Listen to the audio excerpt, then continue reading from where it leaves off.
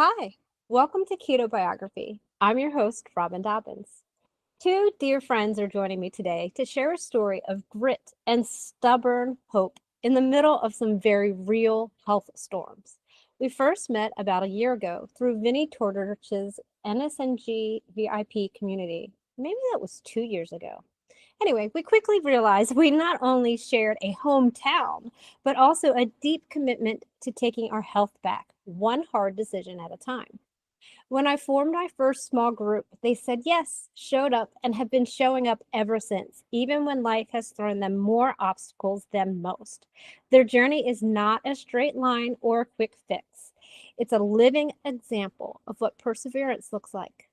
Please welcome Craig and Michaela Young to Ketobiography. Hi, guys. Welcome. Hello. So I neglected to say, but I thought it would be fun to just add on that when we first started this group, and even seeing you in the VIP calls, this started off with Michaela front and center, and Craig back off to the side and very barely on the screen. And we jokingly called him the lurker because he was lurking there. And then as time went on, when we started working together and seeing each other more frequently, you got a little bit closer and a little bit closer and a little bit closer. And you started talking. And then also at the same time, we were watching you shrink down in size, like in real time. We were seeing your results just happening right before our eyes. And now here we are today featuring your story on Ketobiography. So how far we've come in such a short amount of time. I'm very excited to talk to you guys. Thank you. You're going to make me So love that intro. I use the word stubborn. I like to stick that in there. You understand why. Maybe not everybody else does. Our small group certainly understands why. Yes. So, as you guys know, I like to just turn it over. Like, I want you guys to have the floor. This story is not about me. The story is about you. And, we've talked about how interesting it is and how maybe a little bit counter what has gone on in your life over the past year is to what people may believe about changing their lifestyle. So even though I know you have a long history, I'd like to kind of stick to this year backstory as much as you need to, but I'm just going to go ahead and turn it over to you and hear what you have to tell us. Then you start. He wants me to start. Okay. So I find it funny you just said about him lurking, because I believe to begin with, it was just out of support for me, see what was going on, because I'm always on a health weight loss journey of some sort. And as he continuously moved into the screen, he also slowly adopted what was happening and became more invested. And as he became more invested, both of us got more interested in health. I promise he will talk more. And that led up to, we both always were fairly healthy, just wanted to be smaller. And then I guess you can go ahead. Describe that though. What was fairly healthy to you? I'm not on any medications.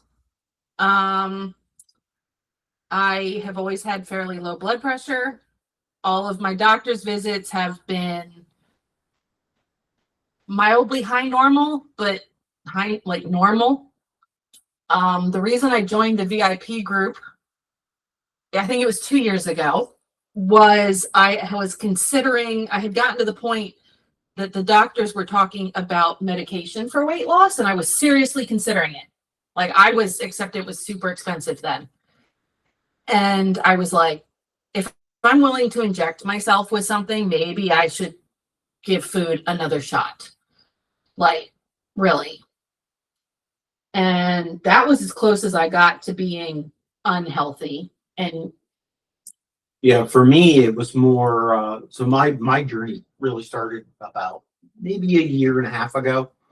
As I started lurking, I was starting to adapt a little bit of ketogenic lifestyle. Was never fully on board, but I'm like, yeah, I'll give it a try. I mean, I like meat. I like vegetables. Never had a problem eating them. And then about a year ago, I started taking it more serious. I had developed probably 3 years ago high blood pressure. It was extremely high. They put me on medications.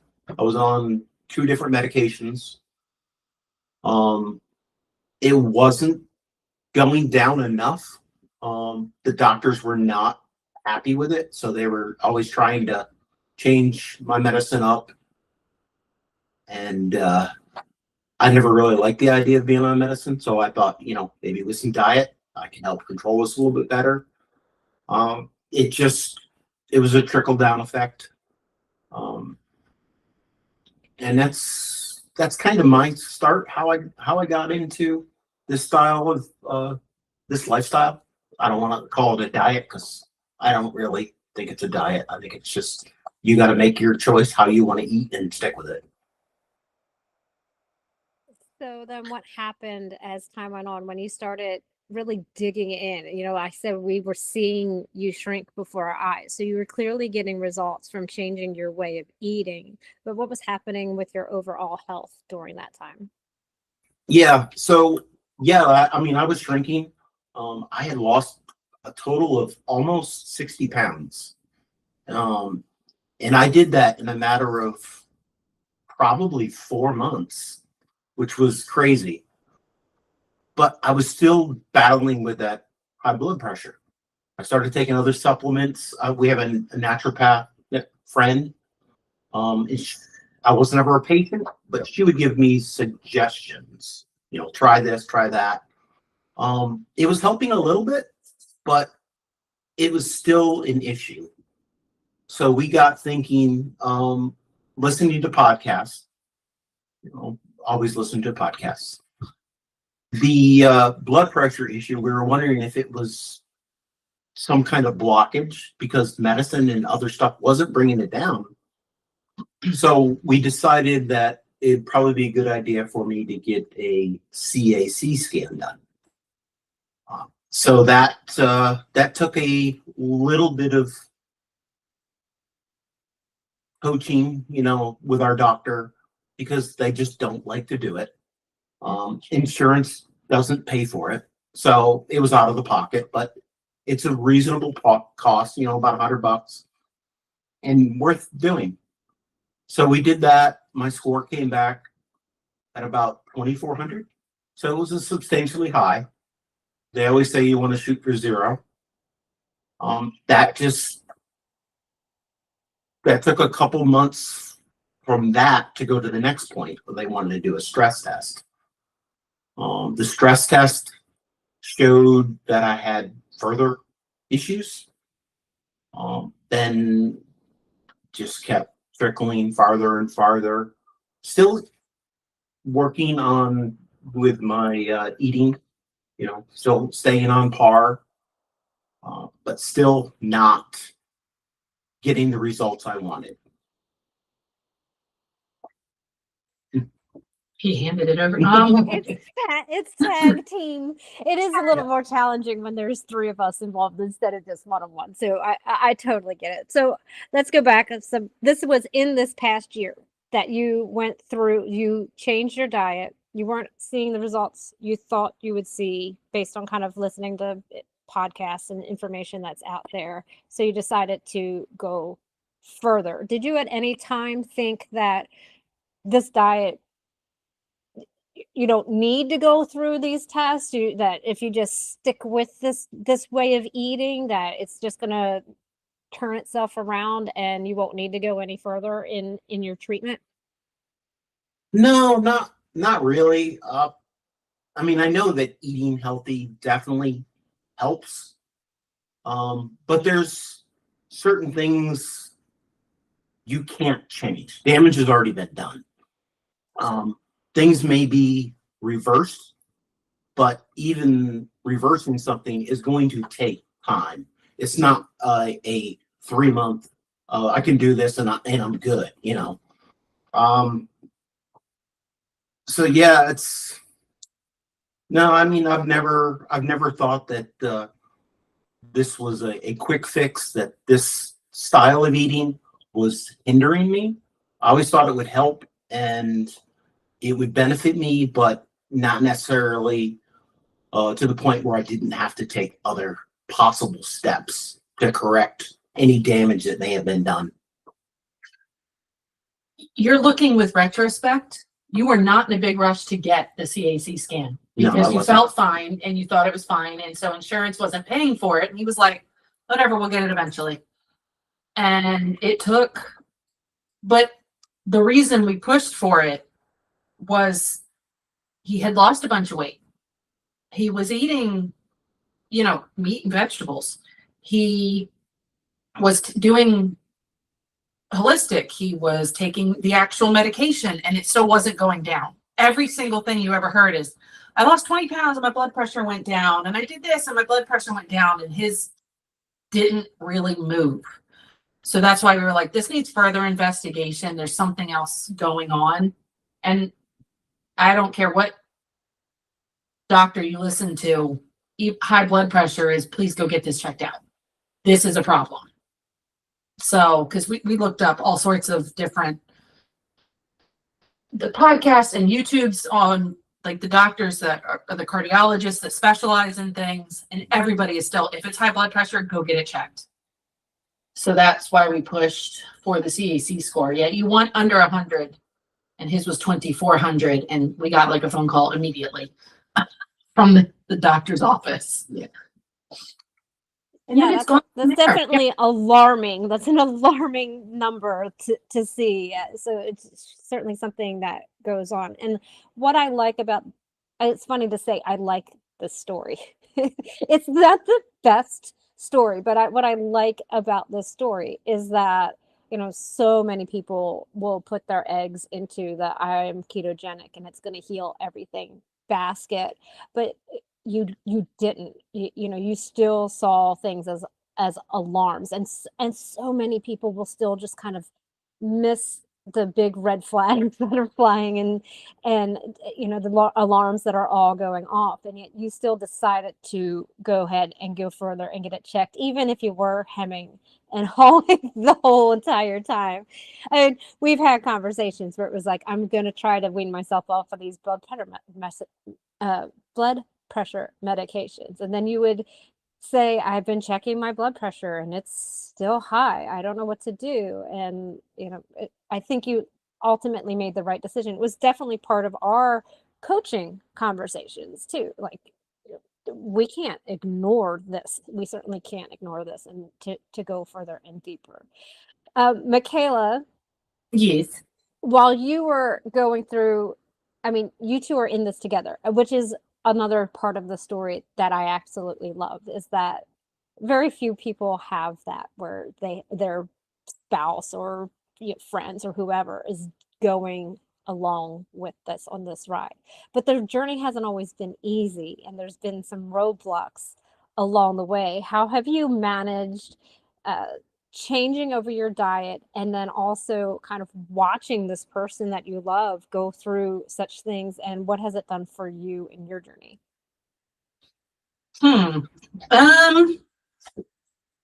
Well, it takes a bit, because he always really would describe himself as ish when it comes to anything that I did. He's always super supportive, and even with this, the lurking, he was ish. So he would eat the things and then bring home dessert, and then he would do the things and then grab beer, which actually that was a huge turning point for him. He quit drinking beer like about a year ago. About a year ago, yes. But so that was always, he wasn't trying to sabotage, he was eating it. And so sometimes I have to sit down and go, like, you're not him, you can't do the things he does, because we always eat very similar and kind of feed off each other. And that also, once he started to take it more seriously, I stopped doing more of my little side diversions also, because I wasn't going to bring the thing home that he asked me to bring home. I wasn't going to pick that up at the grocery store because then I was going to eat it. And thankfully he likes to grill. So the base eating part of it was fairly, I'm now spoiled. He cooks more than I do. But we still have to be a little careful of that because we will feed off each other. So if I'm in a bad mood and I want something, we have to be like, nicely say that's probably not a good idea. And sometimes it's nice and sometimes it's not nice. But it was hard because, you know, spoiler, it gets worse for a second here. But I would tell you I was fine, but I was totally not fine. We were talking about that with a friend today. The waiting in between all of the things, like getting back that, I opened up his email with his score report, and they hadn't paid for it. And before he even looked at it, I said, insurance is paying for everything else from this point on. I was like, it's bad. And what's interesting was the stress test came back.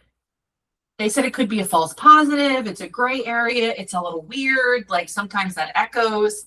And honestly, they said, we can wait until you have symptoms or not. And he immediately was like, no, let's get it checked out.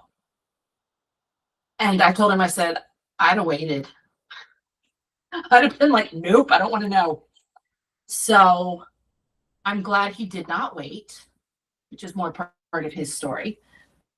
But then we've had to go through some stuff. And I believe that our way, like he said, you can't, I don't think he cared what he ate up until about 2 or 3 years ago, which is part of this. So it eventually came to bite him. Mm-hmm. But now we're dealing, it's like from this point forward, you remember that this is not where you want to go again. And so that also helps with trying to eat better and building each other up instead of pulling each other down into chocolate cake. Oh my gosh, I'm so glad you said that, because just because we've been together for 2 years or whatever, it's either 2 or 1, somewhere in between years, watching you guys both kind of do fantastic together and then watching you pull each other down, like that's just how it is. And you're not alone there. I'm not trying to point fingers at you. Everybody has this up and down.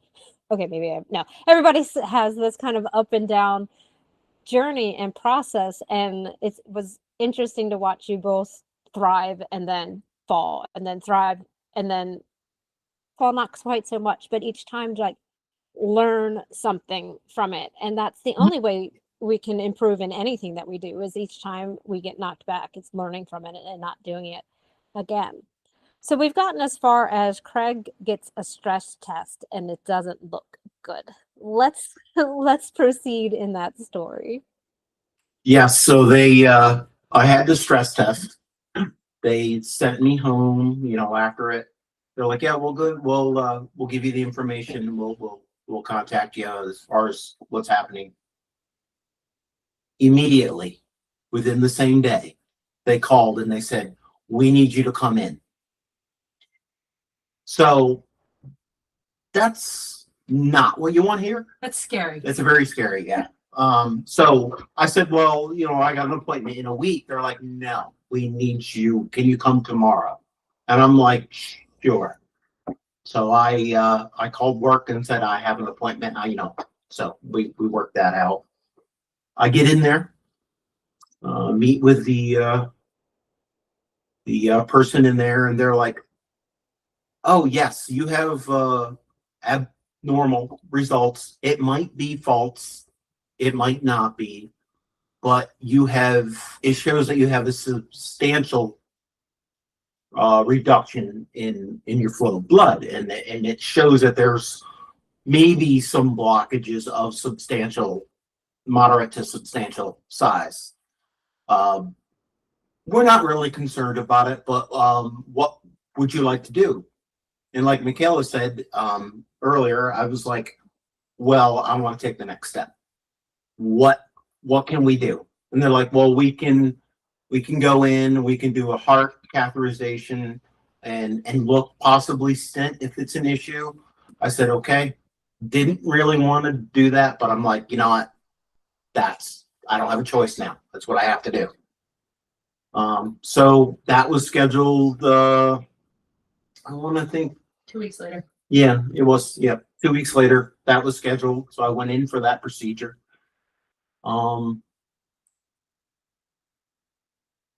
Not super, happy about it still.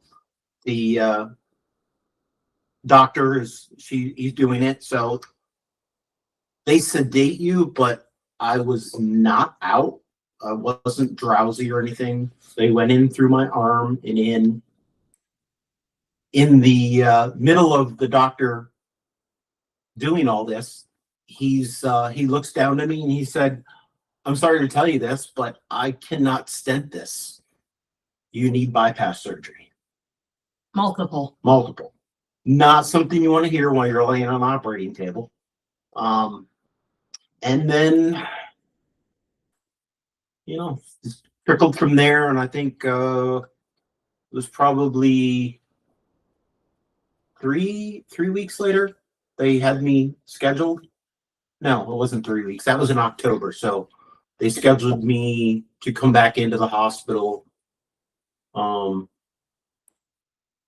in December. No, that was November. So that December for open heart bypass surgery. They said. I want to clarify for a second, because at the time, did they say you needed multiple during then, or did you find out during the actual bypass? At that point, he said it was double to triple at that point. But he said they would know more once they did some further imaging. So that same day that I was in there, they did all of my preliminary testing that they would have to do. That would normally take months to get done. So I was in the hospital all day long. They were doing CAT scans, they were doing sonograms, imaging, all this stuff. And yeah. It was well, that's interesting, because you were telling us, we didn't get all of that information, and I didn't realize exactly how much you had received at that time. So this is like just a weight just dropped into your lap at that time. So let's talk about that part too, and the stress. And you can help us with the timeline details. I see that you pulled up your calendar, Michaela. Go ahead. Yes. No, I was when we went in. A mild point to note was when we went in, the surgeon was talking to him, the cardiologist was talking to him, and he's like, you look really good. You're not having any symptoms. We might have to stent you, but we'll probably be able to fix it with meds. Like, don't worry about it. This is not a big deal. So for him to then be like, nope. And he came out and told us, because we're out, me and some friends were out in the waiting room with like my dad. And my friend said, when he said that they needed multiple bypasses, 2 to 3. She goes, I watched you shut down. She goes, your brain control alt deleted and you just didn't do anything for a while. Because I was just like, oh, we went in like he's going to be cool. And now he's not. This is not. And the fact that they did, his surgery was 2.5 weeks later. So it wasn't like, and that was because we were unable to speak to the surgeon the day we were in the hospital, or it would have been a week and a half later. Which also, the fact that we were in the hospital, which was not lost on me, and they kept him all day, and did every single preliminary test you could do. I'm like, this isn't a joke. He's not even like mildly blocked. The hospital's kind of freaking out. So this is a problem. And the surgeons were involved with someone else that day, and he'd been at the hospital for like 12 hours. So we were unable to speak to them that day. If we had spoken to them that day, his surgery would have been a week earlier. But it took a week to get back in, talk to the surgeon. And then it was like booked for like 8 days later. Yep. So it was a lot. We kind of shut down for the week in between. Just fell back into a couple of coping mechanisms that are not the greatest. I have noticed, you said the thing about we don't fall as far. I've noticed that every time we have dragged each other down, it is not as far. And I was thinking about that the other day. I was like, we were terrible during that point in time. And I was like, I'd have considered that really healthy like 3 years ago. So our terrible is now a lot higher than it used to be. It's not as terrible. You've raised your bar a little bit. Raised the bar. Progress. We raised the floor, so it's not quite as bad. Mm-hmm. But yeah. And so from that point on, it was just, all right, let's get stuff going. And there's paperwork and trying to figure out work. And we have a 12-year-old, so like while he was in the hospital, we didn't want to have him worried about everything. Oh, 13-year-old. Yep. Anyway, sorry. And actually having the surgery scheduled while we were shut down, and it was very like having to process this, it wasn't as nerve-wracking as this could be bad, this could be good, this could be bad, this could be fine. That was far more stressful to me mentally than being like, nope, we can do this, we can fix this, we can get in here. Yeah, you had that ball rolling and there was no stopping it. So you were just kind of on for the ride, but also ready for that, whatever that ride was going to be, instead of having to stop and start. Yeah, that totally makes sense. So what happens next? Well, all right, let me take one step back.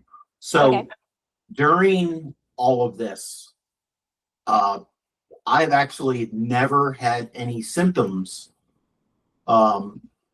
As far as like, they always ask me like, do you feel bad? Do you have a problem with like endurance or loss of energy? I'm like, no, I feel perfectly fine. It's like, I've never, I've got a pretty active job, and I'm out in the weather. So I'm either out in the heat or out in the cold, and I've never had a problem with being out of energy. Matter of fact, with this type of eating, I developed a lot more energy. So to step back to where we were, so now I go in for my surgery, and where'd it go? I'm extremely nervous at this point, knowing what, because I'm the type of person, I researched it. So I knew exactly what they were going to be doing to me. Having your chest cut open and all that, it's not something you really want to see, but I really wanted to know what I was going to be going through.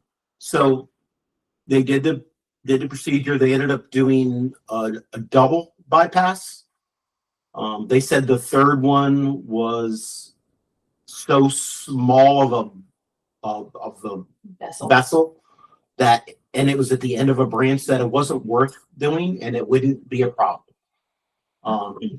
So they did two. They took from my arm here, they took one artery, and then inside my chest, they took another artery to do the two bypasses. My surgery was 3 hours, I think. Which, according to a nurse friend of ours, is a very quick one. Yeah. I don't know if that plays. Yeah, I don't either. And then next thing I know, I wake up in a room. It's Yeah, you're on the other side of this big, huge event and surgery. And I mean, like, this could have been completely life changing. And I know there's some things to still fill in here, but I just want to say if you're watching this, you can look at Craig and say, he doesn't look like he's an unhealthy person. So looks can be very deceiving. Also, the way you were eating, you could say there's no way there's anything going on with his heart. And we didn't even talk about this, but you're also an endurance athlete and you were still doing all of that up until after your stress test. I think that's when you kind of like, oh, I can't do this right now. I could trigger an event. But what I really want to point out right now is how long ago was that surgery? tomorrow will be 5 weeks. 5 weeks. And then I did see that you just got some news today. What was that news? So I met with yesterday cardiac rehab, and they cleared me to start riding my bike on the trainer inside. So it's been That's 2 days fantastic. that I'm a bike riding. That's amazing news. So here we are 5 weeks later. You've had this major surgery. What do you know about the recovery process? Like, what did they tell you, or what did you research? What was the expectation for this recovery process? And has your recovery been the same or different than what the expectation was? Yeah, so the first thing I was told is after the surgery, you're going to be in the hospital up to 7 days, Usually 5 to 7. 5 to 7 days. Um, they released me in 4 days. He was home in I was 4 home days. in 4 days. And then the other thing is so they limited me, I'm still quite limited, obviously, because I'm just out of all this. I couldn't lift any more than 2 pounds. They said I wouldn't be able to drive for a month. Don't sit in the front seat. Be careful of the seat belt.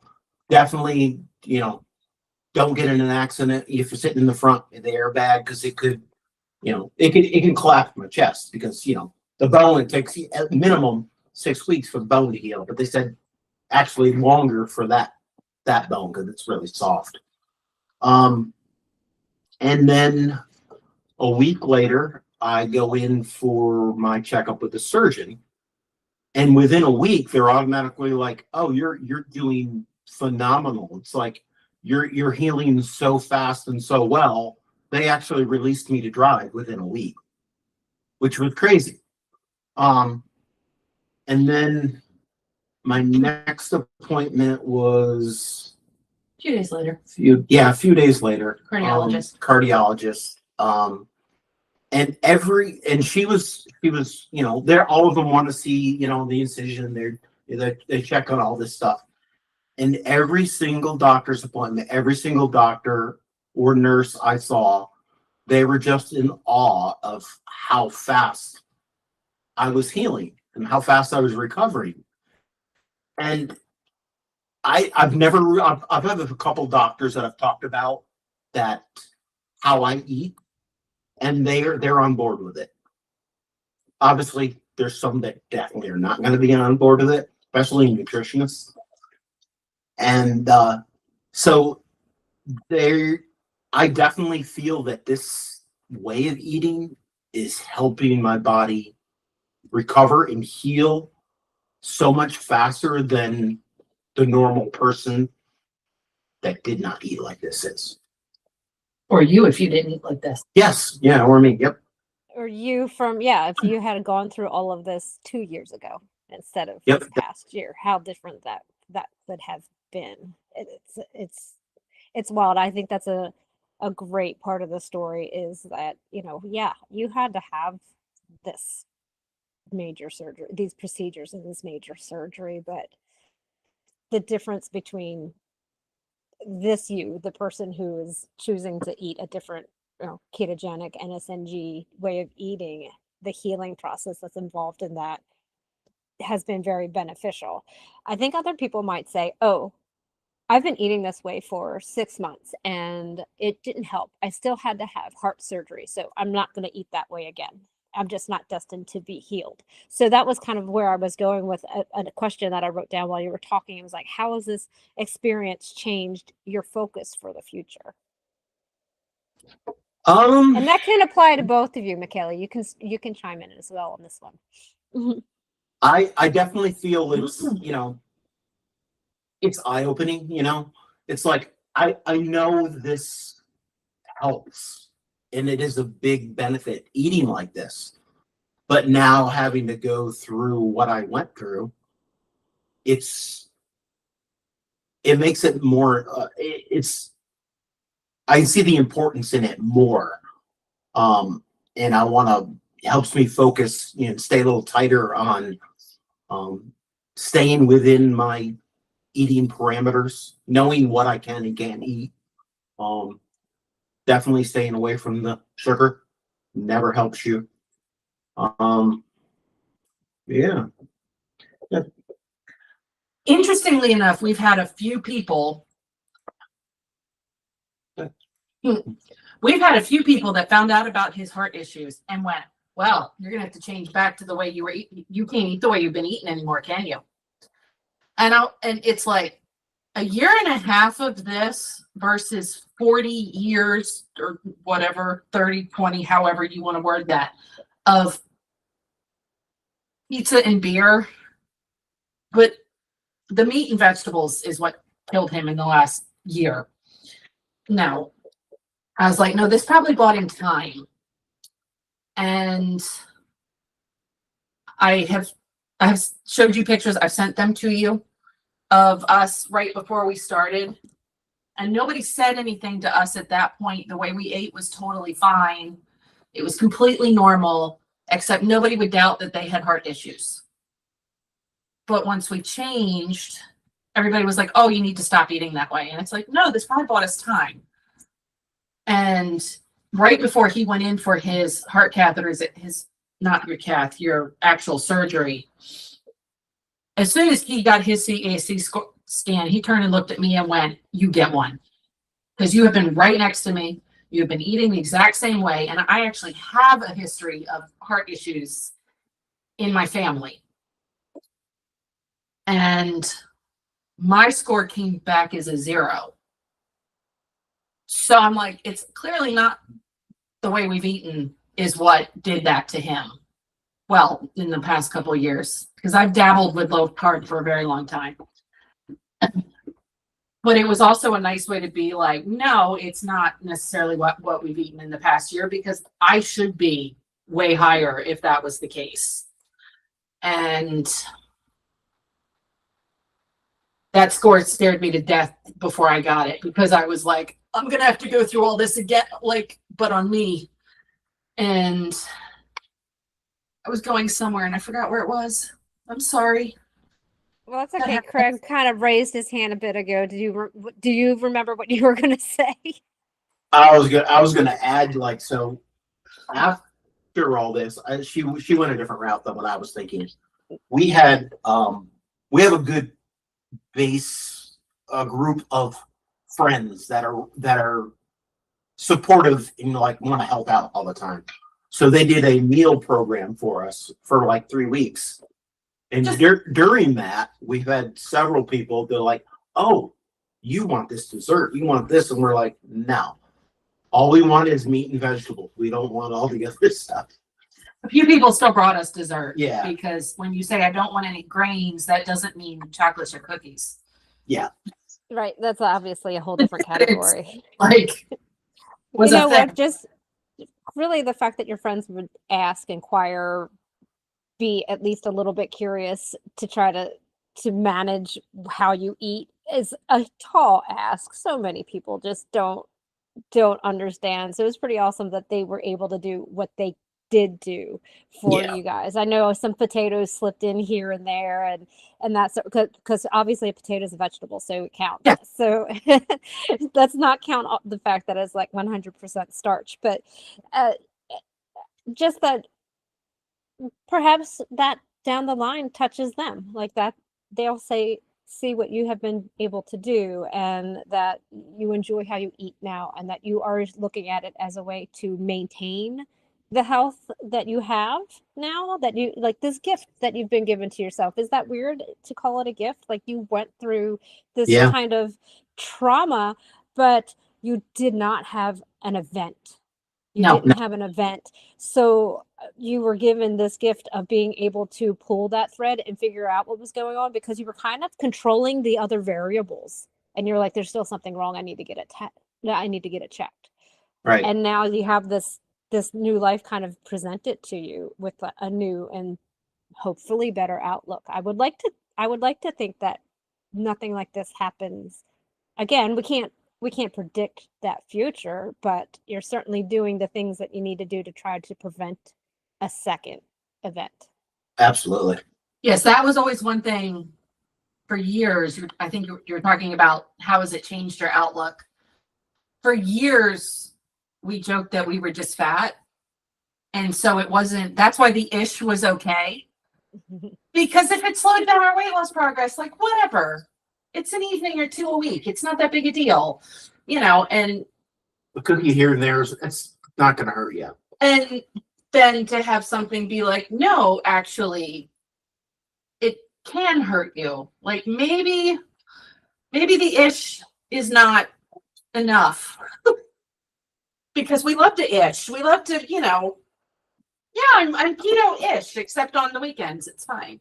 We So- have our mutual friend Jen, who is a former guest of the show, who has that 90-0 rule. Like 90% of the effort is going to still give you 0 of the results that you want. Something like that. She says it way better. I can't quote her for some reason.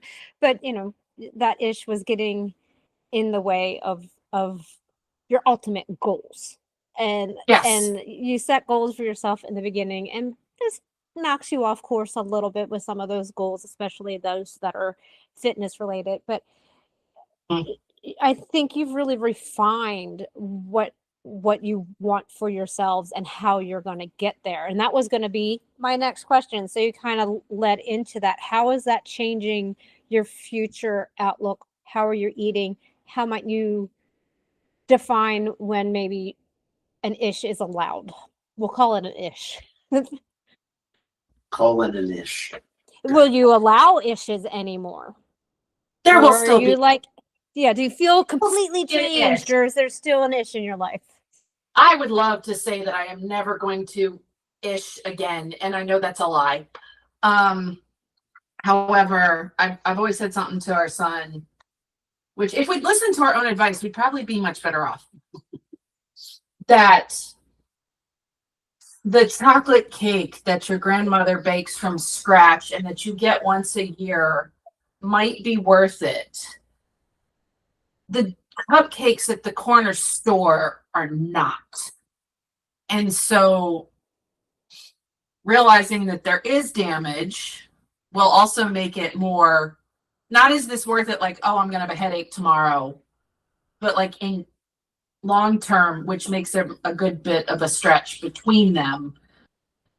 Because Anne might have a headache tomorrow, it's not that big a deal. Definitely could be every Friday, where the cake or the one of the dinners we got, I laughed because we said no grains, just meat and vegetables, and somebody wrote on there manicotti, and I was like, that's not. And she was That's really a problem lovely. with our system. Like they don't realize where people don't know where things come from. That's just a thing, right? Actually, I she always was wondered if you go to kindergarten and you show pictures of like actual like a fruit or a vegetable or whatever and ask a kindergartner to identify it. I'm concerned that they don't know how. Like they wouldn't even identify it necessarily as food, because everything they've ever eaten has come from a squeeze packet or some sort of pouch or package. Like they wouldn't recognize it at all. And we didn't even fuss at her because we were like, she has been threatening us with manicotti for like, so we're like, fine, whatever. It'll be like the last thing. And she brings it in and she is so proud of herself because she had made pasta out of almond flour. So she had tried really hard to, which normally we don't do almond flour things. So that still was kind of an ish for us because we just don't really do it because otherwise we'd have pizza every weekend. And it was really awesome to see that she had tried really hard to make it not pasta. So I was really glad I hadn't fussed at her. Yeah. Well, this is reminding me of way back when we were in our very first iteration of our group, and you were talking about going places with your friends, and your identity was going to places that you could get ishes freely. Yes. If we want to continue calling things an ish.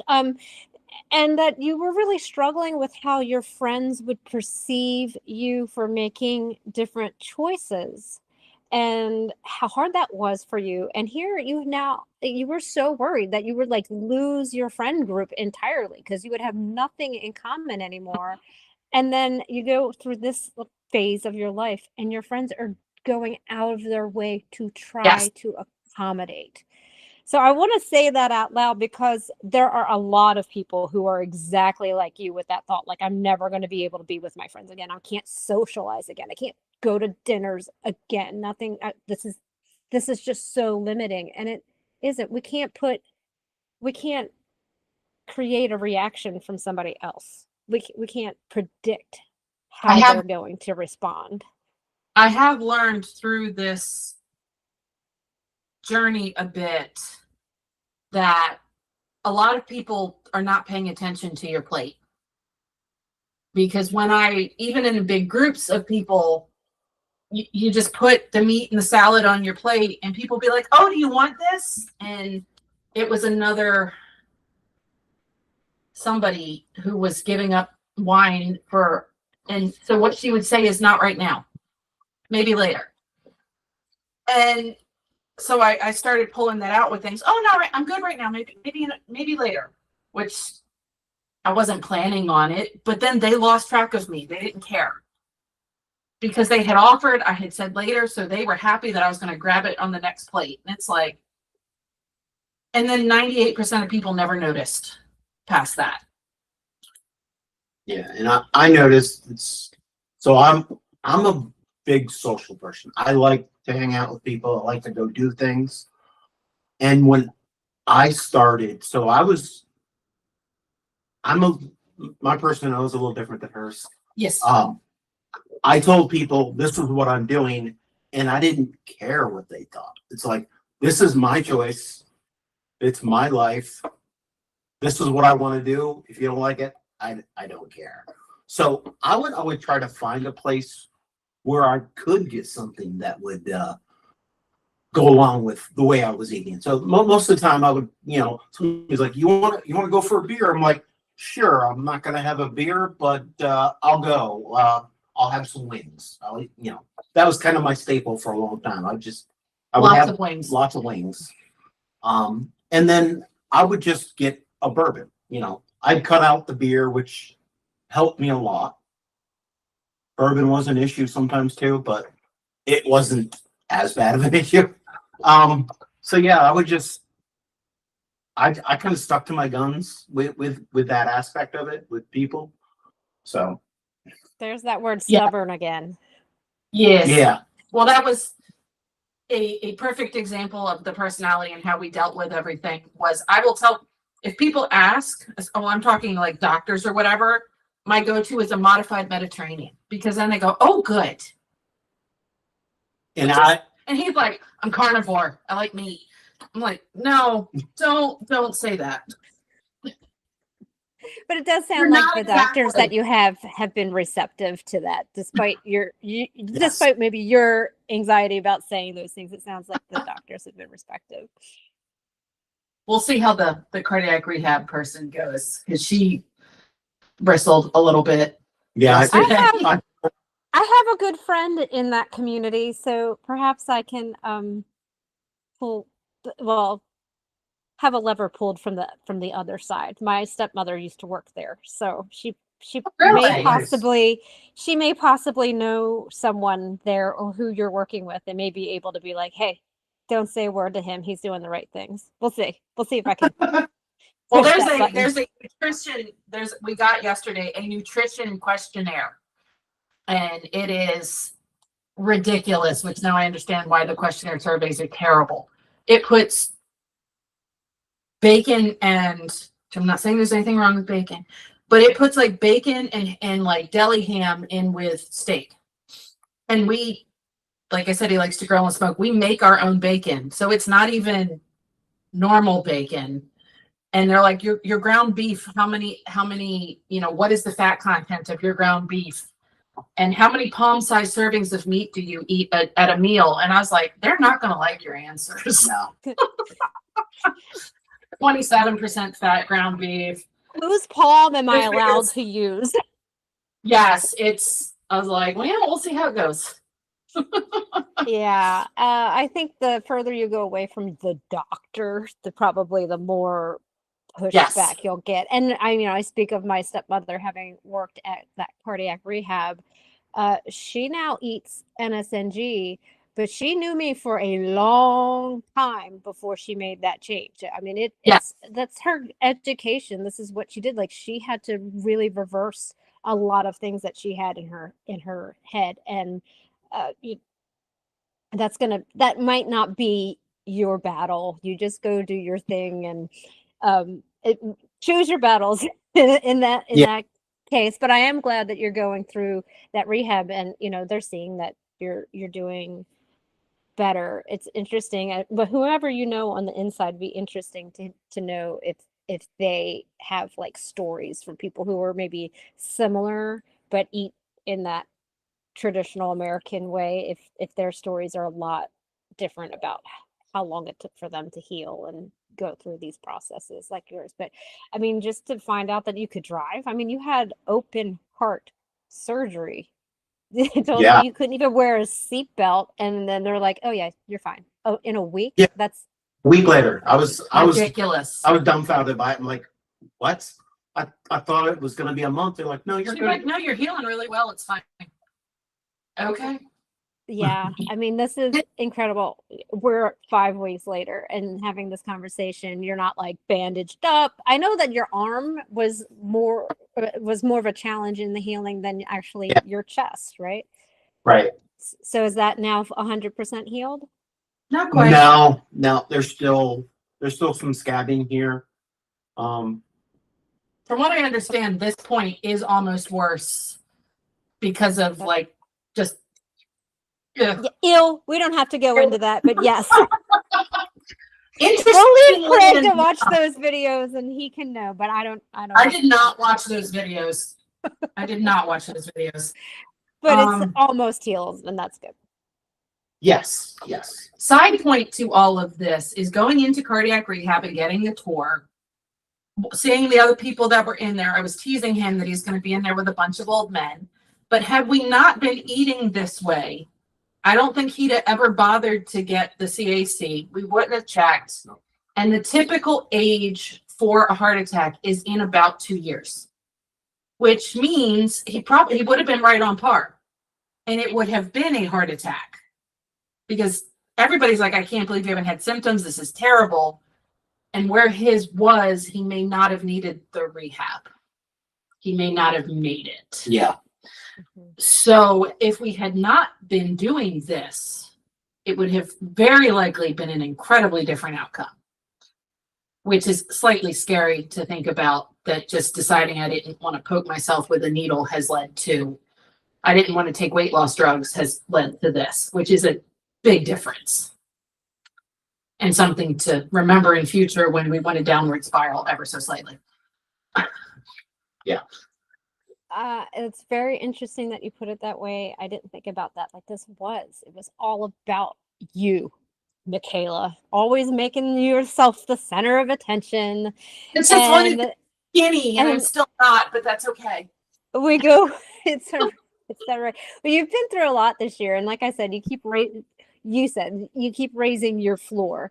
So I think it just continues to get better from here. But there's Craig's thumbs up that he always does. I don't know how or why. I don't. You don't guys, know. you This guys who computer- are watching, his face is apparently the same as a thumbs up in the emoji world, It and it doesn't. must be this. It's It the beard. causes it. The beard. So, but yeah, I mean, it started with you wanting to not take weight loss drugs, and with Mhm. Craig lurking in the background, very skeptical to this where you are now. I mean, that's honestly, things happen for a reason. I firmly believe that, and this happened for a reason, and you lurked for whatever reason, and yeah, you had to go through Lurk- the surgery, but look where you are and what you can do. And this is kind of Exactly. where I'm going with this, is what do you want people to take away from your experience? So I would have to say, despite what anybody tells you or suggests that you should do health-wise, you really need to look into stuff yourself. Do your own research. Don't take for granted what somebody's told you. You know, we know there's many people out there that tell you this type of eating is unhealthy. For me personally, I see that it's not. I see the benefits in my life, and even having a life, because if I didn't, shortly I probably wouldn't have been here. So my advice would be to put your health first. Don't take for granted anything. It's like, take care of yourself. If you have a symptom of something, look into it. Do what you got to do to resolve it, preferably by food, instead of medicine. But it's not going to fix everything. No. I think that's an important part. We talked about that before we went live, is that we can put all of our eggs in this kind of ketogenic, low carb, therapeutic basket, but there's still something that might come up and it needs to be addressed.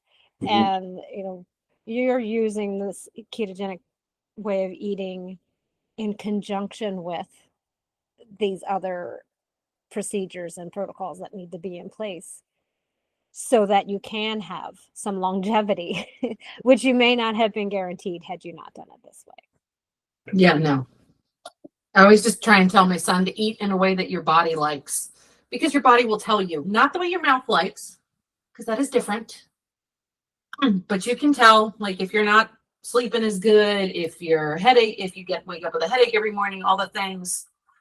Because we've all passed on horrible food issues from generations before, and I'm sure I'll do it to him. But I'm trying to just, like, if you eat in a way where you feel really good, that's going to help if your baseline is much better, then everything else is going to be better. And also trying to get him to avoid getting where we are. Like, I am healthy, but I'm still heavier than I want to be. He's getting better. He's getting more healthy now. Yes. But, and sometimes that means, well, what did I described it to our son, because I think he asked about that. Like, if you're eating okay, then what's the problem? And I was he likes cars. So I said, if you bring in a new car and you want it fixed, you might need to wax it and clean it out, and then it's fine. But sometimes the car has rust. Sometimes the car has, like, an engine damage, and you have to fix all that. And it takes a lot more time and a lot more effort. You can't just buff the paint and move on with your life. And because I was like, we are at different levels, so we are like different cars being restored. And so we need different things. And sometimes you need engine parts replaced. Yep. So, trying to explain it to, like, a 12-year-old as why his dad's going through surgery. Sorry. No, No, it makes total sense. I mean, you are doing the things you did switch over. You were trying to do the things to make everything healthy.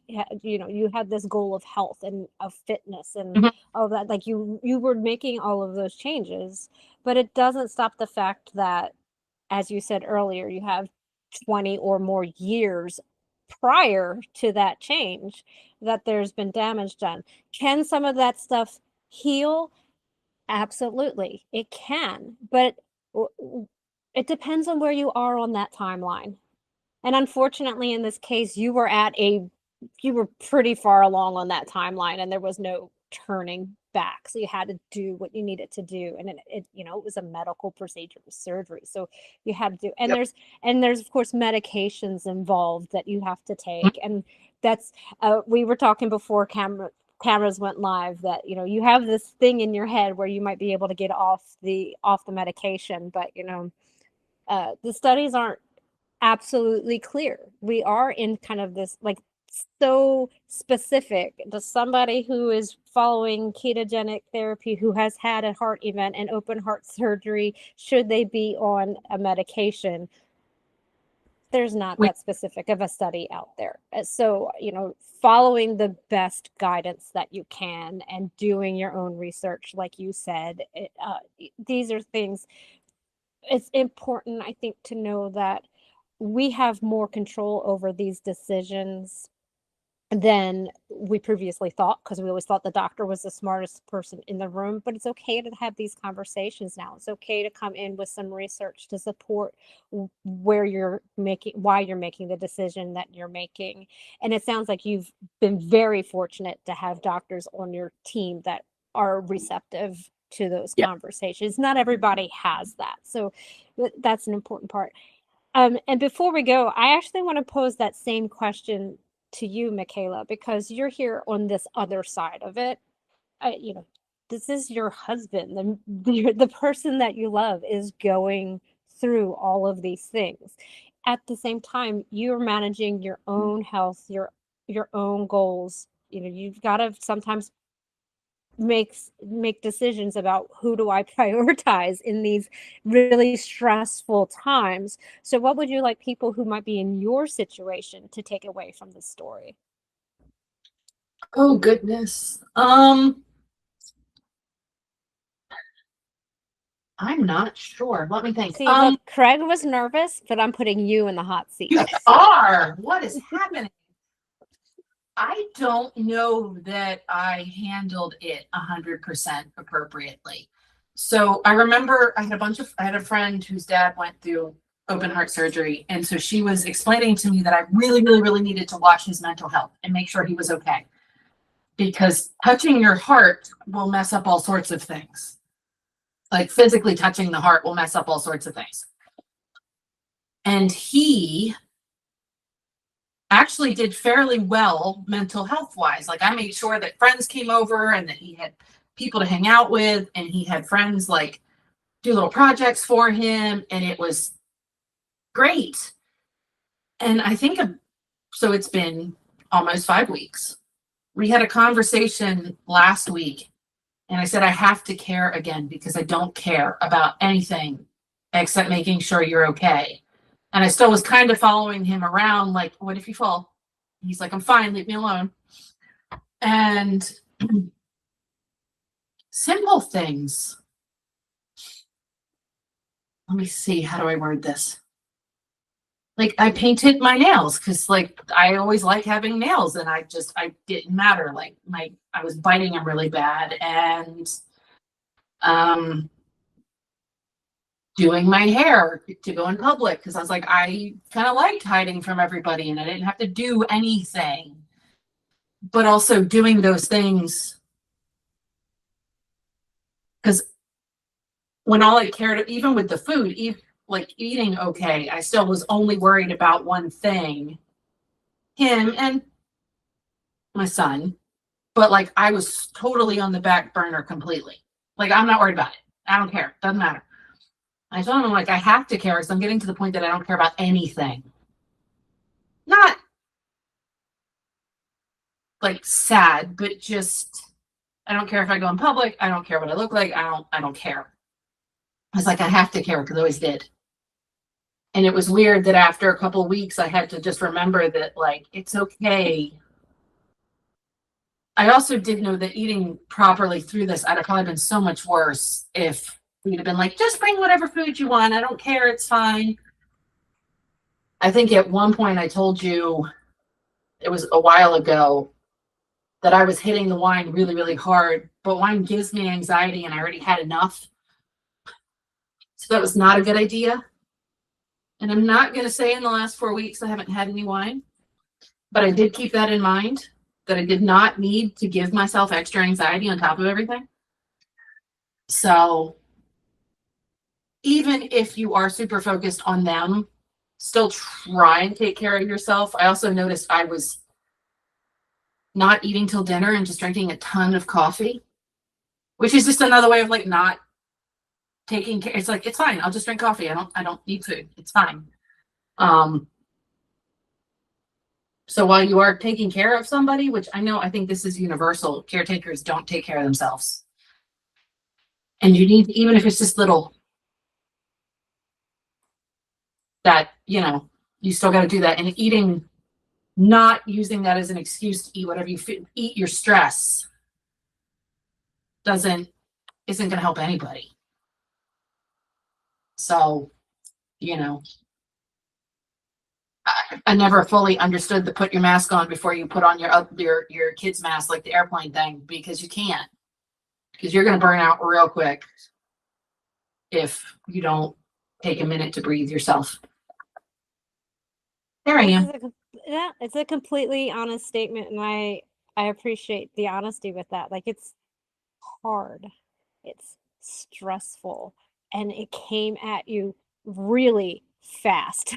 Oh, and the expectation probably isn't that you're going to be 100%, but you did along the way notice where these things were popping up. And then we happen to have this group of friends that cares about each other that you could go to, and I always want to encourage people to find their group, their people they can go to, find their people. And when, even though it's not reaching out as often, when you do reach out, there's a real true reason behind that. And finding people who will help you through. And me, I have my little Robyn-ism, like when everything is chaos. Oh, you fell. When everything is chaos around you, you can the only thing you can control is what goes into your mouth. So while I'm watching you guys spin around, that was fun. I'm seasick from going on this camera. For those listening, the camera just fell. I said chaos, and the camera fell down, and it was chaotic here. And guess what? I didn't run to go get a cupcake. I just kept on going. So oh no, the camera! I need a cupcake.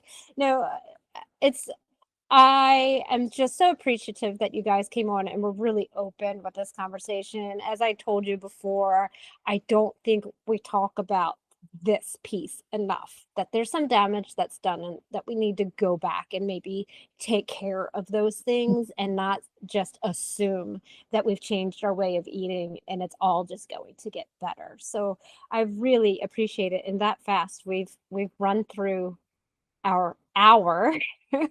And you guys, there's so much more, just to those listening, there's so much more to Craig and Michaela than just this, but this is kind of in our face. We all kind of went through this, even though we weren't in the house with you, we all kind of went through it with you in real time. And I'm just very thankful and just very happy to see where you are now, 5 weeks later, allowed to be on your bike, just still looking as healthy as you have since you changed your diet. Like, okay, you didn't have symptoms, and maybe that was a bad thing that you didn't have symptoms, but you were able to track it. You kept on it.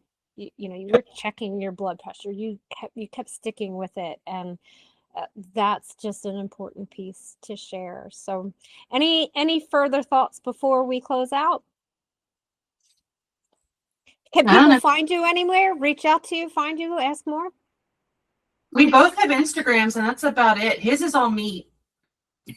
That's the look. I can tell you, I do follow that Instagram, and it is all meat, and it looks amazing and delicious. So it is worth the follow.